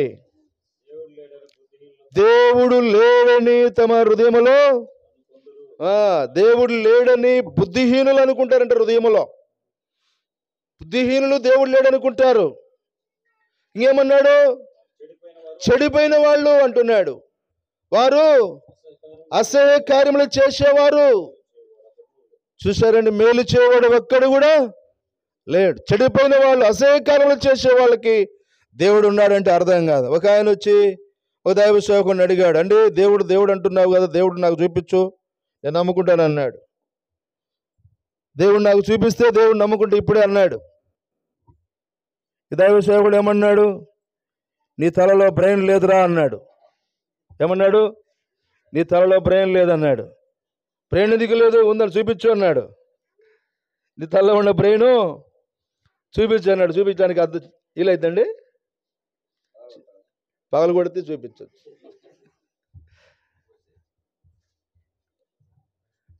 కానీ తలలో బ్రెయిన్ ఎలా కనబడదో దేవుడు కూడా కనబడకుండా ఉంటున్నాడు. ఆయన కనబడతాడు అవసరమైతే. అనేక మంది భక్తులు కనబడ్డాడు. ఆనాడు యాకోబు కనబడ్డాడు. ఆనాడు మరి దైవజనులకి పౌలు కనబడ్డాడు. ఆయన కనబడే దేవుడు, ఆయన సజీవుడు, ఆయన జీవము గల దేవుడు. ఆనాడు భూమి మీద సంచరించాడు. యేసుప్రభువు వారు 33 సంవత్సరాలు భూమి మీద సంచరించాడు. ఇక్కడ రాయబడిన మాట ఏమంటే, పాతాళమును అగాధ కూపమును యెహోవాకి కనబడుతున్నాయి. పాతాళము ఉందండి, డౌట్ లేదు. పాతాళము, నరకం ఉంది పిల్లరా. ఆ నరకం నుంచి నిన్ను కాపాడటానికి యేసయ్య భూమి మీదకి వచ్చాడు. ఆ నరకం తప్పించుకోవాలంటే మనం హృదయము దేవునికి ఇవ్వాలి. మన దేహం మంది కాదు. మన ఇష్టం వచ్చినట్టు ఆట ఆడకూడదు మన దేహంతో. అయ్యా ఇది నీ దేహం అయ్యా, నీకోసం నేను జీవిస్తాను. ఈ దేహాన్ని దేవునికి ఇవ్వాలి. ఈ దేహము మన యొక్క హార్ట్ని, మన హృదయాన్ని దేవునికి ఇచ్చేసేయాలి. సామెతల మాట రాయబడింది. కాబట్టి పాతాళము అగాధ కోపము దేవునికి కనబడుతున్నాయంటే మనం కూడా దేవునికి కనబడుతున్నాం. మన హృదయం దేవునికి కనబడుతుంది. మన స్థితి దేవునికి కనబడుతూ ఉంది. మన మనసు దేవునికి కనబడతా ఉంటాయి. మన ఆలోచనలు దేవునికి కనబడతాయి. సామెతలు రాయబడింది 16వ అధ్యాయం 1వ వచనము. సామెతలు 16వ అధ్యాయము. హృదయాలోచనలు మనుషుని వశము. సరే దేని బిడ్డలారా, ఏదేమైనా హృదయాలోచనలు పెరిగిన దేవుడు. మనం చదువుకున్నాం ఏందాక, ఆది కాండం 6వ అధ్యాయములో హృదయములోని ఊహలు తలంపులు కేవలం చెడ్డవని యెహోవా. అంటే హృదయంలో ఉండే ఆలోచనలు, ఊహలన్నీ కూడా దేవుడు చూస్తూ ఉంటాడు. మనం ఏం ఆలోచిస్తామో దేవుడు చూస్తుంటాడు. మనం ఏమి తలసుతుంటామో దేవుడు చూస్తూ ఉంటాడు. పాతాళం, పరలోకంలో ఉండే దేవునికి పాతాళం కనబడుతుందండి. పరలోకంలో పైన ఉన్నాడు, మధ్యలో భూమి అడ్డం ఉంది. పాతాళంలో ఆత్మలు కనబడుతుంటారు దేవునికి. ఇది చక్కగా రాయబడింది ఏమండి. కాబట్టి పాతాళం అగాధ కోపమును యెహోవాకు కనబడతా ఉన్నాయి. మరి మనం కనబడమా? నువ్వు ఎక్కడ పోయేది కనబడదండి. నువ్వేం పని చేసేది కనబడదా? ఆలోచించు. నువ్వు మోసం చేస్తున్నావా, అన్యాయం చేస్తున్నావా, దొంగతనం చేస్తున్నావా, తాగుతున్నావా, అబద్ధాలు ఆడుతున్నావా? ప్రియుడా, మనం ఎక్కడ సంచరించేది దేవునికి కనబడదా? దేవుడు చూస్తూ ఉన్నాడు. యెహోవా కనుదృష్టి లోకమందంతటా, లోకమందంతా ఆయన కన్ను చూస్తూ ఉంటుందంట. ఇప్పుడు సూర్యుడు ఉన్నాడు. సూర్యుడు లోకమంతా కనబడతా, సూర్యునికి కనబడుతుంది లేదా? సూర్యుని యొక్క కిరణాల లోకమంతా వెళ్ళిపోతాయి ఏమండి. ఇప్పుడు మన తెల్లారుతుంది. ఇప్పుడు అమెరికాలో వాళ్ళకి చీకటి అయిద్దంటే నిద్రపోతుంటారు. ఇప్పుడు పనులను ముగించుకొని రాత్రి అయిందని భోజనం చేసి ఇప్పుడు నిద్రపోతుంటారు అమెరికాలో. ఇప్పుడు వాళ్ళకి నైటు, మనకి ఇప్పుడు డే అయితే వాళ్ళకి నైట్ అండి. ఇప్పుడు సూర్యుడు అక్కడ ఉదయిస్తూ ఉంటాడు అమెరికాలో. ఇప్పుడు వాళ్ళకి సూర్యుడు అనా సరే కనుక మనకి ఇక్కడ సూర్యుడు ఉదయిస్తాడు భారతదేశంలో, అక్కడ సూర్యుడు అస్తమిస్తాడు. వాళ్ళకి రాత్రి అయితే మనకు పగలు, మనకు పగలైతే వాళ్ళకి రాత్రి అండి. కనుక ఇప్పుడు అండి ఎంత టైం అయినా 12 గంటల ఆలస్యమైనా కూడా సూర్యుడు అమెరికాకి, సూర్యుని యొక్క కిరణాలు అక్కడికి వెళతాయి. సూర్యుడు అక్కడికి వెళ్తాడు, వాళ్ళని చూస్తాడు. కానీ సూర్యుని యొక్క ప్రకాశం వారి మీద ఉంటుంది. కానీ ప్రియుడా, ఈ రాత్రికి ఉదయకాల సమయంలో తీర్మానం చేసుకోవాలి, ప్రభుని నమ్ముకోవాలి. హృదయాలోచనలు మనిషిని వశమని రాయబడింది. సరే ఏదేమైనా కూడా హృదయాలోచనలు ఎరిగిన దేవుడు ఆ ప్రభువారు చెబుతారు. హృదయంలో నుంచి దురాలోచనలు వచ్చిన మాట మనం చదువుకున్నాం.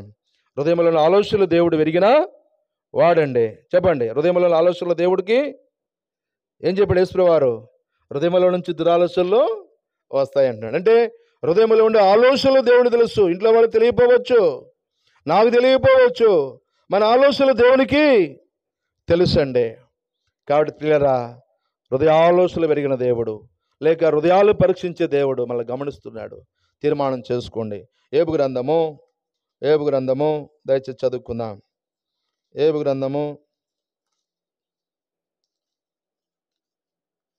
గ్రంథంలో ఒక మాట రాయబడింది, చదువుకుందామండి.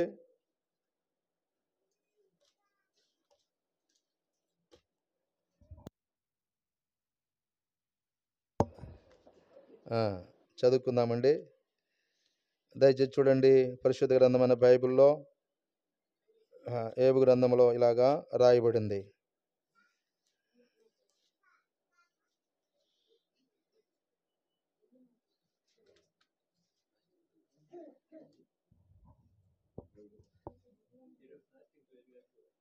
ఈరోజు ఫాస్టింగ్ ప్రేయర్ ఎంత భోజనం పెడుతున్నట్టు కదా.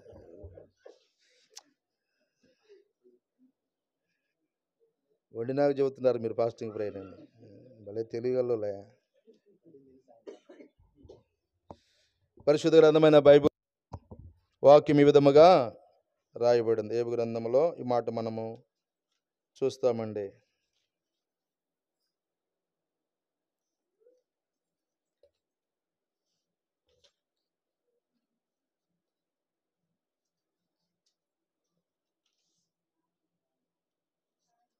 ఇరవై 24వ అధ్యాయం, ఏబు గ్రంథము 24వ అధ్యాయం అండి, 19వ వచనం. ఏబు గ్రంథం అనావృష్టి చేతను ఉష్ణము చేతను మంచు నీళ్ళు ఎగిసిపోయినట్లు పాతాళం ఉందండి. ఏముందో చెప్పండి? పాతాళం ఉందంటారా లేదంటారా? ఏమండి, దేవుడు లేడనే వాళ్ళు బుద్ధిహీనులు. దేవుడు ఉన్నాడు, దెయ్యం కూడా ఉంది, పాతాళం కూడా ఉంది. ఏమంటే పరలోకం కూడా ఉంది, ఇవన్నీ ఉన్నాయి. కనుక దేవుడు ఉన్నాడు, పరలోకం ఉంది, పాతాళం ఉంది, దెయ్యం కూడా ఉంది. బైబిల్లో చాలామంది అంటారు దెయ్యం పట్టింది, గాలి పట్టింది, భూతం పట్టింది అంటారు. దెయ్యాలు కూడా ఉన్నాయి. సరే, ఏదేమైనా కూడా పాతాళము పాపము చేసిన వారిని పట్టుకుంటుందండి. యాడికి పోతావయ్యా నువ్వన్నీ చేసి? పట్టుకుంటుందంట. నువ్వన్నీ తప్పించుకోలేవని పాతాళం ఏం చేస్తుందండి? పట్టుకుంటుంది. పాతాళములో యుగయుగాలు కాలాల్సిందే, ఆడవలసిందే. ఏమండి, ఎన్ని ఆస్తులను మన వెంట రావు. 100 కోట్ల ఆస్తి ఉండవచ్చు, తీసుకొని పోతామండి? తీసుకొని పోతామా? ప్రాణం పోతే బంగారం అంతా ఒలుచుకుంటారు లేదా? బంగారం దండిగా ఉందనుకోండి, ఏం చేస్తారక్క? అక్కోళ్ళు మీరే చెప్పండి, ఏం చేస్తారు? బంగారం దండిగా ఉందనుకోండి, అంతా ఒలుస్తారు లేదా? ఒలుచుకుంటారు. కనుక ప్రియుడా, పాతాళము పాపము చేసిన వారిని పట్టుకుంటుంది అన్నాడు. పాతాళం పట్టుకొని పాతాళం నుంచి బయటికి రానివ్వదు. కనుక ప్రియులరా, కనుక ఈ లోకాలు ఎన్ని ఉన్నా మనం వెంట రావండి. కానీ యేసు ప్రభు ఉంటాడు. బైబిల్ చదివేస్తే ఒక మనుషుడు సర్వలోకము సంపాదించుకొని వాని ప్రాణం పోగొట్టుకుంటే వానికి ఏమి? అన్నీ సంపాదించుకోవచ్చు. యేసు ప్రభు లేకపోతే పాతాళం తప్పించుకోలేము. యేసు ప్రభు ఉంటేనే పాతాళం తప్పించుకుంటాం. యేసు ప్రభుని నమ్మితేనే స్వర్గానికి వెళతాం. బైబిల్ చదివిస్తూ ఉంది. సర్వలోకము సంపాదించుకొని తన ప్రాణం పోగొట్టుకుంటే వానికి ఏమీ లాభము? అన్నీ సంపాదించుకున్నా. యేసు ప్రభుని సంపాదించుకున్నావా? యేసు ప్రభుని అంగీకరించండి. యేసు ప్రభు వారు పుట్టినప్పుడు నక్షత్రం ఉదయించిందండి. చాలామంది స్టార్లు పెడతా ఉంటారు. పెట్టారా? పెట్టలే, సంతోషం. దేని బిడ్డారా, ఆ స్టార్ పెడతా ఉంటారు చాలామంది ఇళ్ళ మీద. స్టార్ దేని గుర్తు? యేసు ప్రభు వారు జన్మించాడని దానికి గుర్తు. యేసు ప్రభు వారు భూమి మీద జన్మించాడు పాతాళం నుంచి రక్షించడానికి, మన శాపం పాపం నుంచి రక్షించడానికి, పరలోకం తీసుకువెళ్ళటానికి జన్మించాడు అనే గుర్తే ఆ నక్షత్రం, స్టార్ అండి. కానీ యేసు ప్రభుని విశ్వాసం ఉంచండి, ప్రభుని నమ్మండి, ఆలస్యం చేయొద్దు, తర్వాత చూద్దాం అనుకోవద్దు. కానీ నా ఇష్టం ప్రకారం ఈ లోకంలో జీవిస్తాను అనుకోవద్దండి. బైబిల్ చలవిస్తూ ఉంది. ఒక ధనవంతుడు బహుగా సుఖపడేవాడు, అయా ఉదారంగా వస్త్రాలు ధరించేవాడు. ఒకరోజు ఏమైంది? చనిపోయాడు. చనిపోయిన తర్వాత ఏమంటున్నాడు దేవుడు? ఎక్కడికి వెళ్ళాడు ఈ మనిషి? ఎక్కడికి వెళ్ళాడండి? చదువుకుందామా? ప్రకటన 16వ అధ్యాయం, 25వ వచనం. అందుకు అబ్రహాము, కుమారుడా, నీవు జీవితకాలం నీకు ఇష్టం వచ్చిన సుఖాన్ని అనుభవించు. లోకా సువార్త 16వ అధ్యాయము, లోకా 16:25 వచనం అండి. నీ జీవితకాలం నీకు ఇష్టం వచ్చిన సుఖం అనిపించుతివి, అలాగే లాజరు కష్టం అనిపించడానికి జ్ఞాపం చేసుకున్నాము. ఇప్పుడైతే వాడు ఇక్కడ నెమ్మది పొందుచున్నాడు, నువ్వు యాతన పడుచున్నావు. ఇష్టం వచ్చినట్టు సుఖం అనిపించే మనుషుడు, ప్రభువైన యేసుక్రీస్తు లేకుండా జీవించే మనుషుడు ఎక్కడికి పోతారండి? పాతాళానికి, నరకానికి వెళ్ళిపోతారు. కనుక ఏ ఉన్నా మన వెంట రావు. అన్నీ ఉన్నాయని మనం అనుకోవచ్చు, మంచిదే, సంతోషం అండి, అన్నీ ఉండటం మంచిదే. అయితే యేసు ప్రభు లేకపోతే ఇవన్నీ ఉన్నాయి అర్థమే. ఎన్ని ధనధాన్యాలున్నా, ఆస్తిపాస్తులు అర్థమే యేసు ప్రభు లేకపోతే. ప్రిడా, యేసు ప్రభుని కలిగి ఉంటే మనము మోక్షం వెళతాము. యేసు ప్రభుని కలిగి ఉంటే నరకము తప్పించుకుంటాం. ఇక్కడ అంటున్నాడు, నీవు జీవితకాలం నీకు ఇష్టమైన సుఖాన్ని అనిపించుతివి. అందుకే ఇప్పుడు నువ్వు ఏమనిపిస్తున్నావు? వ్యాతన పడుతున్నావు. చూడండి, మత్తయి సువార్త 13వ అధ్యాయం, మత్తయి సువార్త 13వ అధ్యాయం 41వ వచనం. మత్తయి సువార్త 13వ అధ్యాయము 41వ వచనం అండి. మనిషి కుమారుడు తన దూతల పంపును, ఆయన రాజ్యముల నుండి ఆటంకములకు సకలమైన వాటిని దుర్నీతి పరులు. ఎవరంటండి?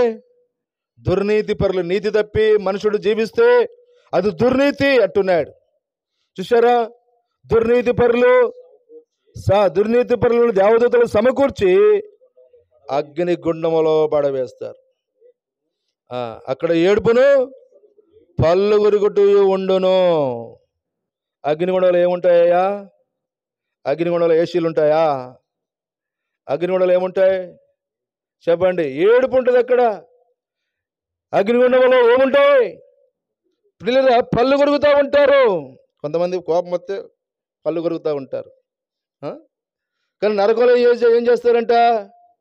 నరకంలో ఏం చేస్తారండి? జీవితాంతము యుగయుగాలు ఏడుస్తూనే ఉంటారు. యుగయుగాలు పళ్ళు కొరుకుతూనే ఉంటారు. బయటకు వచ్చేది లేదు. విడుదల. అమ్మ అంటే అమ్మ రాదు, నాన్న అంటే నాన్న రాడు, అంకుల్ అంటే అంకుల్ అడిగొస్తాడు. అంకుల్ రాడు. అంకుల్ మాట వింటేగా, దేవుని మాట వింటేగా, దేవునికి లోబడి జీవిస్తేగా, దేవుని మార్గంలో జీవిస్తేగా నరకం తప్పించుకుండేది. అది ఎవరు మనతోటి రారు. ఆస్తి ఉందా? మన వెంట రాదు. ధనం ఉందా? మన వెంట రాదు. అలెగ్జాండర్ మహాచక్రవర్తి దేశాలన్నీ కూడా ఆయన యుద్ధాలు చేసి జయించి సంపాదించాడంట ఆస్తులు, కోట్ల ఆస్తులు, వజ్రాలు, వైడూర్యాలు, బంగారము, వెండి, కోట్లు సంపాదించుకున్నాడంట మనిషి. రాసులు పోసాడంట. ఇట్లా జొన్నలు చొద్దలు ఒడ్లు పోసినట్టుగా. ఏమండి, రైతులు ఏం చేస్తారు? కళ్ళములో ఒడ్లు రాసులు పోస్తారు. కందులు, రాగులు, చొద్దలు, జొన్నలు రాసులు పోసాడంట. 30 సంవత్సరాలకే రోగం వచ్చింది. 30 yearsకే భయంకర రోగం వచ్చింది. భయంకరమైన పాపిష్టి మార్గంలో జీవిస్తూ వచ్చాడంట. తన ఇష్టం వచ్చినట్టుగా జీవిస్తూ వచ్చాడు. రోగం వచ్చింది. రోగం వచ్చి ఎంతమంది డాక్టర్లు కూడా బాగు చేయలేకపోతున్నారు. చెప్పాడంట, అయ్యా నేను చచ్చిపోతాను, ఈ ఆస్తులన్నీ సంపాదించాను, కోట్ల ఆస్తులు దేశాలను జయించుకున్నాను, నేను చచ్చిపోతాను, ఇవన్నీ నేను అనుభవించలేదు, నా వెంట రావు. పుట్టేటప్పుడు ఒట్టి చేతులతో పుట్టాను, సంపాదించాను కోట్ల ఆస్తులు, ఒట్టి చేతులతో వెళ్ళిపోతున్నా. చచ్చిపోయినప్పుడు పెట్టెకి సమాధి, ఆ పెట్టెకి చేతులకి దగ్గర రంధ్రాలు పెట్టి చేతుల నుండి బయట పెట్టి పిట్టలు మోసుకొని పోండి. మోసుకొని పోయేటప్పుడు చేతులు బయట అందరూ కనబడాలి చూసేవాళ్ళకి. అలెగ్జాండర్ మహాచక్రవర్తి ఒట్టి చేతుల భూమి మీదకి వచ్చాడు. కోట్ల ఆస్తులు సంపాదించాడు చేతులతో. ఒక పైసా కూడా తీసుకోబోని ఒట్టి చేతులు వెళ్ళిపోతున్నాడు అని ప్రకటించండి. అది నీవు నేను తీసుకుని వెళ్ళేది. ఎంత సంపాదించినా మన వెంట రాదు. అంతే కదండి. నేనైనా ఎవరైనా అంతేగా. ఇందిరాగాంధీని ఏం తీసుకెళ్ళింది? రామారావు నాయుడు ఏం తీసుకెళ్ళాడు? రాజీవ్ గాంధీ తీసుకెళ్ళాడా? వైఎస్ రాజశేఖర ఈ లోకంలో చెల్లిపాడు తీసుకుని వెళ్ళాడా? ఎంతమంది రాజులు, రాణులు, వాళ్ళంతా చాలా మంచి వాళ్ళండి. అయితే వాళ్ళు ఏమైనా తీసుకుని వెళ్ళారా అంటున్నా. మనం తీసుకుని వెళతామా? మనం ఏమి తీసుకుని వెళ్ళలేము. ఒట్టి చేతులు వచ్చాము, సంపాదిస్తాము, ఒట్టి చేతులే పట్టుకుంటాము గట్టిగా. మన చేతులతో ఏం పట్టుకోలేము. ఒట్టి చేతులు వెళ్తుంది. ఒకసారి చనిపోతే సమాధి చేస్తున్నారు కడప దగ్గర, కమలాపురం దగ్గర. నేను వెళ్ళాను, బంధువులు వెళితే అన్నీ ఒలుస్తూ ఉన్నారు. ఒకటి చెవుల నుంచి ముక్కుల నుంచి అన్నీ ఒలుస్తూ ఉన్నారు. అంటే ప్రాణం ఉన్నంత వరకే ఈ దేహం మీద ఉంచేది. ప్రాణం పోతే అన్నీ తీసుకుంటున్నారు. అరే ముక్కు బేగ మర్చిపోయినావురా అని అన్నాడు. కమ్మలు మర్చిపోయినారు అంటున్నాడు. అన్నీ ఒలిసి తీసేసుకొని తర్వాత అవును ఆ విధంగా భూస్థాపన చేశారు. ఒట్టి చేతలు వెళ్ళిపోయేది మన జీవితము. ఉన్నంత వరకే ఈ లోకముల ప్రీడ. కనుక దీపముండగా వీళ్ళు చక్కబెట్టుకో, ప్రాణముండగా దేవుని నమ్ముకోవాలి. కనుక ప్రియులరా, కానీ దేని బిడ్డలారా, కనుక ఈ ఉదయకాల సమయంలో తీర్మానం చేసుకోండి. ఎలాంటి వాడవైనా, నీవెంత గనుడవైనా, ఎలాంటి వాడవైనా, నీవెంత గనుడవైనా, కనుమూయు కాలమొక రోజు ఉన్నదని మరువబోకుమన్నా, కనుమూయు కాలమొక రోజు ఉన్నదని మరువబోకుమన్నా. నీకు మేడ మిద్దలున్నా నీవు ప్రభును చూడలేవు, నీవు మేడ మిద్దలున్నా నీవు ప్రభుని చూడలేవు. మోకాలు వంచి నీవు ప్రభుని మోకాలు వంచి నీవు ప్రభుని దొడ్డినన్నా. వేలాంటి వాడవైనా నీవెంత గనుడవైనా, వేలాంటి వాడవైనా నీవెంత గనుడవైనా, కనుమూయు కాలమొక రోజు ఉన్నదని మరువబోకుమన్నా, కనుమూయు కాలమొక రోజు ఉన్నదని మరువబోకుమన్నా. ఏం కాలం ఉందంట? కనుమూసే ఎందరో కనుమూసి వెళ్ళిపోయారు, నరకానికి పోయి ఉంటారండి. నరకంలో పడి అలా అడుక్కొని తిన్నా బతుకుందని కదా అనుకుంటారంట వాళ్ళు, నరకంలో ఉన్న వాళ్ళు. ఆ బజార్లో అడుక్కొని తిన్నా నేను బాగుండు కదా, ఈ ఘోరమైన నరకానికి వచ్చానని ఆధారపడతారంట. పిల్లరా, అయ్యామలారా, ఇప్పుడే ప్రభుని నమ్ముకుంటే నీ ఘోరమైన నరకం నుంచి తప్పిస్తాడు. మన ఘోర పాపాలన్నీ ఒప్పుకుంటే యేసయ్య క్షమించి పరిశుద్ధులుగా నీతిమంతులుగా చేసి అక్కడ దుర్నీతి పరులను పాతాళంలో పడేస్తారు. అక్కడ అగ్ని ఆరదు, పొరుగు చావదు. దేవదూతలు వస్తారు, నీతిమంతులు పరలోకంలో చేర్చుకుంటారు. నీతిమంతులు పరలోకంలో సూర్యుని వలె ప్రకాశిస్తారు. దుర్నీతి పరులు ఏడుస్తూ పలుగురుగుతూ పాతాళంలో పలాపిస్తుంటారండి. వద్దండి, ఇప్పుడే ప్రభువుని నమ్ముకోండి. యేసయ్య ప్రేమామయుడు, దయామయుడు, సజీవుడు, మన కోసం ప్రాణం పెట్టిన దేవుడు, రక్తము చిందించిన దేవుడు, చచ్చిపోయిన దేవుడు, సమాధిని 3 రోజులకి సమాధిని గెలిచిన దేవుడు యేసుప్రభువారు, సజీవుడు యేసుప్రభువారు. యేసుప్రభు ఒక్కడే ప్రపంచంలో మానవుల పాపాలు క్షమించేది, పాతాలను తప్పించేది. యేసు ప్రభువే జీవితాలను మార్చేది, స్వర్గాన్ని తీసుకొని వెళ్ళేది. ఇప్పుడే తీర్మానం చేసుకో. తర్వాత చూద్దాం అనుకోవద్దు, మరలా చూద్దాం అనుకోవద్దు, ఇంకా కొద్ది కాలం ఉన్నాక చూద్దాం అనుకోవద్దు. ఇప్పుడు ఆగిపోద్దు. నీకు తెలియదు, నాకు తెలియదు. ఇదే మీకు అనుకూల సమయము. ప్రభునేస్తున్నందు విశ్వాసం ఉంచండి. అప్పుడు మీరు ఇంటి వారు గొప్ప రక్షణ పొంది పరలోకములో యుగయుగాలు పవిత్రులమై, పరిశుద్ధులమై, నీతిమంతులమై, ఆనందంగా యుగయుగాలు దేవుని సన్నిధిలో జీవిస్తూ ఉంటాం. లేదా కాదంటే యుగయుగాలు నరకంలో ఉంటావు. నిన్నెవరు కాపాడరు, ఎవరు రారు కాపాడడానికి. ఇప్పుడే ప్రభుని అంగీకరించు, రక్షణ పొందు, జీవితం మార్చుకో, పరలోక రాజ్యానికి వారసుడివి, వారసురాలు కావాలని ప్రేమతో మీకు మనవి చేస్తున్నాం. యేసయ్య ప్రేమగల దేవుడు, జాలిగల దేవుడు, ఎంత ఘోర పాపినైనా క్షమిస్తాడండి. ప్రభువా నన్ను క్షమించాయంటే చాలు. అయ్యా నా జీవితాన్ని మార్చివే ప్రభు అంటే చాలు. అయ్యా నాకు నరకం తప్పించి స్వర్గరాజ్యం ఏమంటే చాలండి. యేసయ్య క్షమించి, రక్షించి, నేను ఆశీర్వదించి, శాంతి సమాధానం ఇచ్చి మోక్ష రాజ్యంలో చేరుస్తాడు. దేవుడు మిమ్మల్ని, మీ కుటుంబాలను ఆశీర్వదించి దీవించిన గాక. మీ కొరకు మేము ప్రార్థన చేస్తాం. ఇక్కడ దగ్గరలో ఉన్న సిద్ధార్థ నగర్ ఎయిర్టెల్ టవర్ పక్కనే సియోను ప్రార్థన మందిరం ఉంది. ప్రతి ఆదివారము దైవారాధన జరుగుతుంది. మీరు ఎప్పుడైనా వచ్చి దేవుని వాక్యమిని దైవ దీవెనలు, దైవాశీర్వాదములు, దైవ శాంతి, దైవ మేలులు పొందాలని మీకు ప్రేమతో తెలియజేస్తున్నాం. మీరు మీ కుటుంబాలు దీవించబడాలని మీ కొరకు మేము ప్రార్థన చేస్తాం.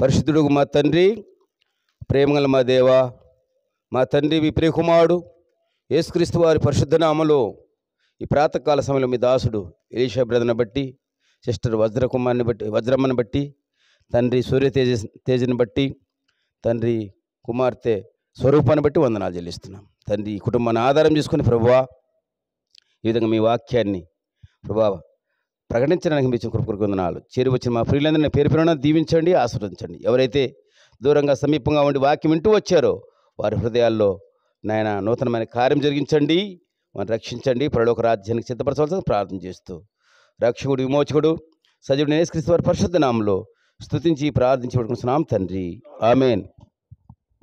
ప్రభువైన యేసుక్రీస్తు వారి కృప, తండ్రి దేవుని ప్రేమ, పరిశుద్ధాత్మిక సావాసము, సమాధానం, ఆశీర్వాదము, నెమ్మది చేరువచ్చిన మనకి, ఎలీషా బ్రదర్ కుటుంబానికి, ఈ ప్రాంతంలో ఉన్న ప్రజలందరికీ ఇప్పుడు ఎల్లప్పుడు సదాకాలము తోడై ఉండి ఆశీర్వదించి దీవించి కాపాడి వర్ధల్ల చేయును గాక.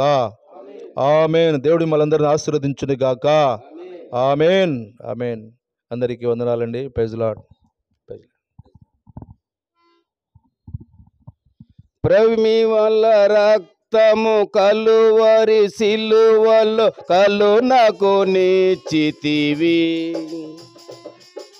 ప్రవిమల రక్తము కలువరి సిలువలో కలునకు నిచ్చితివి. ప్రేమ కృపా మహదైశ్వర్యములతో పాపము తుడిచితివి. నా పాపము తుడిచితివి. ప్రేమ కృపా మహదైశ్వర్యములతో పాపము తుడిచితివి. నా పాపము తుడిచితివి. పాడెద దేవా నీ కృపలన్ నూతన గీతములన్ స్తోత్రము చెల్లింతున్. స్తుతి స్తోత్రము చెల్లింతున్. పాడెద దేవా నీ కృపలన్ నూతన గీతములన్ స్తోత్రము చెల్లింతున్. స్తుతి స్తోత్రము చెల్లింతున్.